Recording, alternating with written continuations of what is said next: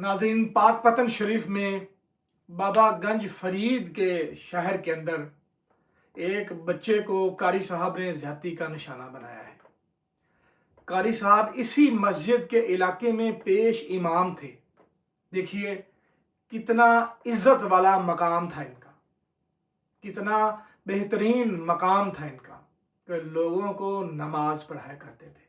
लेकिन कारी साहब ने इस बच्चे को बातों में लगाया। इस बच्चे का जो बाप है, जो इसका वालिद है नाज़रीन, वो उसी इलाके में मोहल्ले में उसकी एक दुकान है सैनिटरी की।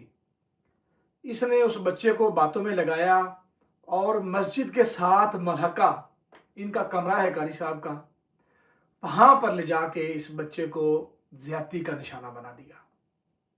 जब बच्चा वहाँ से वापस आया, भागा भागा घर आया, तो बाप ने बच्चे की जो कंडीशन देखी नाजरीन, उसके कपड़ों से अंदाज़ा हुआ, चूँकि उसके कपड़े जो थे वो नाजरीन लाल हो चुके थे, सुर्ख हो चुके थे।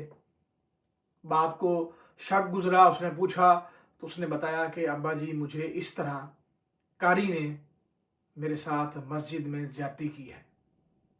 फिर कारी साहब के ख़िलाफ़ मुकदमा दर्ज हो गया।